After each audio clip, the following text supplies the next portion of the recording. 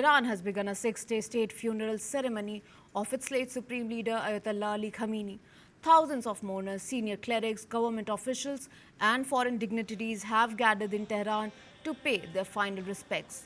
Ayatollah Ali Khamenei was killed on February 28 during coordinated U.S. and Israeli strikes on Iran, an event that triggered a major regional conflict. His death marked the end of a 37-year tenure as Iran's supreme leader. His coffin was placed in state inside Tehran's grand Mosalla prayer complex, where mourners filed past to offer prayer and condolences. The funeral procession is expected to continue across several holy cities before the final burial. The 6-day funeral ceremony for the late Iranian leader will commence in Tehran today. Khamenei's body will be placed in state at the Grand Mosalla Prayer Complex for the public viewing, followed by a major procession through the streets of Tehran on Monday. On July 7, the funeral procession will move to the holy city of Qom, located about 140 kilometers southwest of Tehran. Qom is Iran's foremost center of Shia Islamic scholarship. On July 8, the procession will travel to the historic holy city of Najaf and Karbala in the neighboring Iraq. On July 9, Ali Khamenei will be laid to rest at the Imam Raza Shrine in Mashhad, his hometown. Officials estimate that between 15 and 20 million mourners could participate in ceremonies held over 6 days. Delegations from nearly 90 countries are expected to attend. Among those participating are Russia's Security Council Deputy Chairman Dmitry Medvedev, Chinese National People's Congress Deputy Head He Wei, Pakistani Prime Minister Shehbaz Sharif, Iraqi President Nizar Ahmadi, Tajik President Emomali Rahman, and Indian delegation is also expected to participate, including Bihar Governor Syed Ata Hasnain, Minister of State for External Affairs Pabitra Margarita, former External Affairs Minister Salman Khurshid, Congress leader Pawan Khera, PDP President Mehbooba Mufti and Aga Syed Hassan Mosawi al-Safai. Iran has now paused the peace negotiations with the United States in view of the Ali Khamenei's funeral ceremony over the next 6 days, making it one of the closely watched global events. According to Qatari mediators, the talk between the two sides will resume after July 9. The day funeral ceremonies are expected to conclude with the final burial in Mashhad, bringing a close one of the largest state mourning events. فروتنی در رفتار شجاعت در میدان و صداقت در گفتار ویژگی هایی بود. So now Iran has paused the peace negotiations with the United States in view of Ali Khamenei's funeral ceremony over the next 6 days, making it one of the closely watched global events. According to the mediators of the peace talk, the talk between the two sides will resume after July 9. The day funeral ceremonies are expected to conclude with the final burial in Mashhad, the hometown of Ali Khamenei, bringing a close to one of the largest state mourning events in Iran.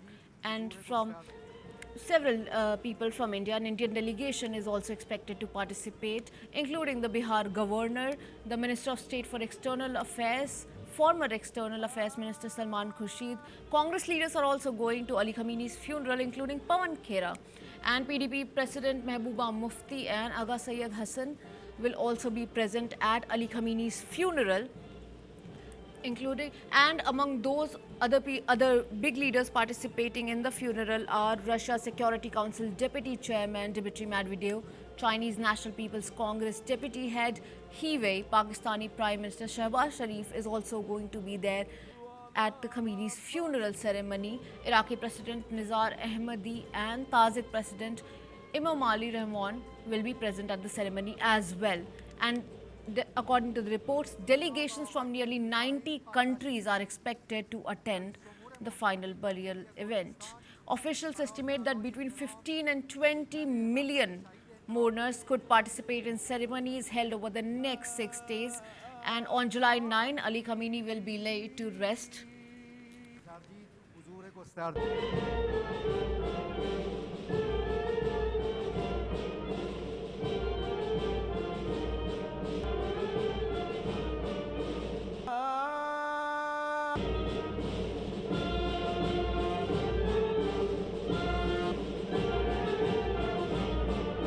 podcast is Major General, retired Major General P.K. Sehgal and Ashwini Sivach. Hello, sir. Uh, Welcome to News 9. And my first question to you is, what message are world leaders sending by attending the funeral? So, delegation from approximately 90 countries are expected to be there. This is the biggest gathering anywhere in the world that has ever taken place for a funeral of this variety. In fact, out of the 5 funerals that have attracted a large-scale representation of people, this is the largest ever, 2 million. The second largest is 1.25 million, and the third largest is again about 70 lakh people. And thereafter it goes down to 50 lakhs and 20 lakhs. 90 countries are representing. This is a very clear message being given by the Iranians to Americans in the Western world that Iran stands absolutely, totally united behind the government. Ali Khamenei, who was extremely unpopular prior to his death, has become the most popular leader in the Western or in the Middle East ever. 90 million people attending the funeral is something that is absolutely unheard of. Amazing security arrangements have been done, and these 20 million people who are going to be attending the funeral along with 90 countries, mega arrangements have been done for them. There have been free buses, free trains for them, free hotels. People are going to accommodate in their own house. About 5 million chapatis are going to be made every day to feed these large people. Similarly, there have been water trains and water kept everywhere. Medical facilities have been kept everywhere. Then he's going to be in state for 6 days, and his fire will also be taken to Najaf in Iraq and Karbala, which are the two very important religious places in Iraq. Not only is Ali Khamenei being given a tremendous sort of send off by the Iranian people, the largest congregation of Shias is in Karbala and Najaf. They are also going to give him a similar send off. Thereafter, he will be brought back, and I'm told that his own son, who barely escaped with large injuries, may not be attending the funeral because Israelis are likely to target him even at this point of time. I'm not too sure whether the Israelis will be able to ever do a thing like this because representatives of 90 countries are going to be present there. And under these circumstances, it would be absolute foolhardy for Israel to do anything like that. But notwithstanding that, American forces have gone on alert. Rightly said that representatives from 90 countries are going to be there. Major General Ashwini Sivach, does that translate into Iran actually getting the military aid? Because now the thing is that there is delegation from 90 countries, and several countries have said that they support Iran's sovereignty. But does that eventually translates into them sending military aid and protecting Iran from the Israeli strikes? No denying the fact. One is very clear that Iran is not isolated. In case 90 countries reps are attending, it shows that the world is standing with Iran. But once it translates in giving a military support, I think there is a doubt. You see, as far as the military support is concerned, Iran is only getting military support from China and Russia. It has got its own capability, especially in terms of missile, rocket, and drone. And in the round one, almost about 30 to 40% of missile rockets have been used. So it is still left with about 50 to 60%. And it can fight for a long battle as far as US and Israel concerned. But having said that, one thing is very clear. Like the way General Sagar was also bringing out this point, there were protests which were taking place in Iran. People were on the street. There was high inflation, unemployment, and people were not happy with the policies of the government of the day. And Ali Khamenei, who was the supreme leader, he was very unpopular. But after the war has started and the way he was killed in the first bombardment done by US and Israel, no denying the fact he's become very popular. The whole country stand united with the government of Iran today. And that has made a difference with as far as this war is concerned. So there is no denying the fact.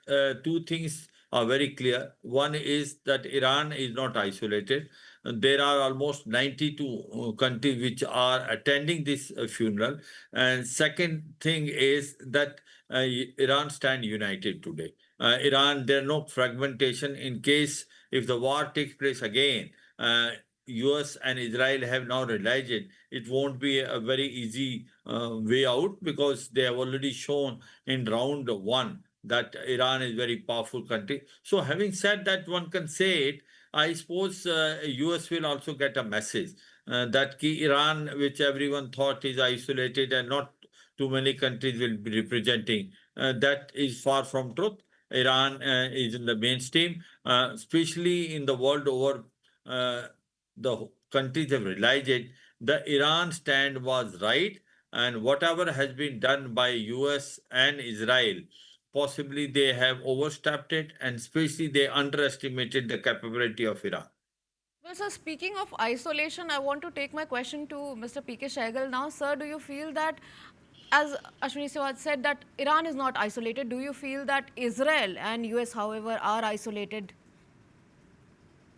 Absolutely and truly, Israel totally stands isolated today. In fact, if you recall, even JD once went on to say to Israeli Prime Minister that you are the most hated person in the world today.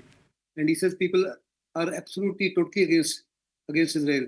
What is interesting is beginning to happen in America. The people of America itself, who are absolute and total backers of Israel, are now saying that they do not want to support Israel under any circumstances. And they want the Donald Trump and the Republican Party to ensure that no further arms aid is given to Israel in whatever manner whatsoever. Because while America is absolutely keen to push through a deal, Israel is going all out to ensure that the deal does not succeed. If you notice, despite the fact that there has been a truce as far as Gaza is concerned and Lebanon is concerned, Israel continues to bomb Gaza, it continues to bomb Lebanon, and it continues to expand its activities in the West Bank. Also Netanyahu has gone on to record to say that he will not pull out his forces from either from Gaza or from Lebanon or even from Syria. Netanyahu knows that the day he does so, the hardliners will throw him out. He will not only lose his chair, but he will also go into jail because of corruption cases. Under the circumstances, as far as Israel is concerned, it completely stands isolated. Iran's streets stands totally strengthened. In fact, Iran has not been defeated, nor would Iran be defeated. Israel and America thought that after having killed 40 of their top leadership on the 28th of February, that is the very first day of the war, they would bring Iran to their knees.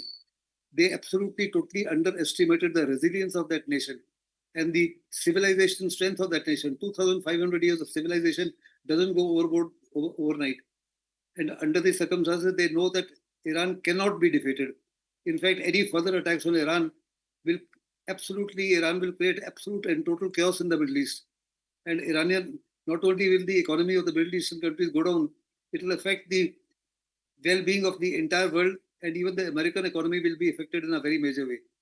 I'm very certain that October election in Israel will be lost by Netanyahu, and in November, midterm election will be a major setback for the Republican Party and for Donald Trump, and he will go on to become a lame duck president. That notwithstanding, knowing Donald Trump, he will continue to issue executive orders and अपना सिक्के तो चलाता रहेगा, लेकिन उसके बावजूद I am very certain that he will not be able to do what he's been doing today. If you see Supreme Court of America and the Congress with certain backing of the Republicans are beginning to oppose Trump through and through. Under these circumstances, it is America who is isolated as far as the Middle East war is concerned. NATO hasn't backed them, European Union hasn't backed them, South Korea, Japan, Australia, nobody has backed them. So, in fact, America stands isolated as far as the Middle East war is concerned, and Israel stands totally isolated. Back to you. Well, sir, Ashwini Sewaj, I want to ask you, can Iran's next leadership prevent further escalation? Now, the thing is that millions have died, right? Be it the protests that were happening in Iran or after US and Israel struck Iran. So many people have died, children are being killed, women are being starved. Is there an end to this regional escalation? Yeah, very correct. Han, they don't deny the fact that two, three, issues stand out. One is, as on today, the U.S. does not want the war to start again. The MOU which has been signed, the American want it to become a peace process after 60 days. Now, the issue is that why the U.S. don't want war. U.S. not denying the fact, as far as Donald Trump is concerned, it has lost its popularity. His approval rating is going down. There are midterm election in November, and the basic mood of the US is they don't want this war. They say this was never a US war; it was an Israel war, and Americans were pushed into it. So, and that was done by Donald Trump itself. So, having said that, there is no question of the Americans again going for a round two. Is Iran prepared for a war? Is Iran wants a war? Of course not. Iran economic condition not too good. Remember that there is high inflation, unemployment, certain charges of misgovernance. So they will like some sort of peace deal to be signed after within 60 days because they want basically economic sanction to be removed. Their oil can be sold, and also whatever their assets are frozen, almost about $100 billion.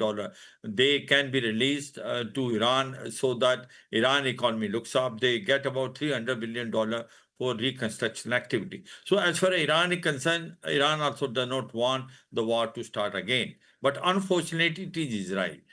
Does Israel want this peace deal to go through? Of course not. Israel will continue bombarding Hezbollah in Lebanon, and it has given an ultimatum that until unless Hezbollah is disarmed, there is no question of the Israelis coming out from southern part of Lebanon. So that is Like where the the problem occurs. So having said that, will Israel accept what is told by the Americans? I think that will happen because Donald Trump can put pressure on Netanyahu. Remember that 65 to 70% of the weapons of Israel is still Can provided he by the still US.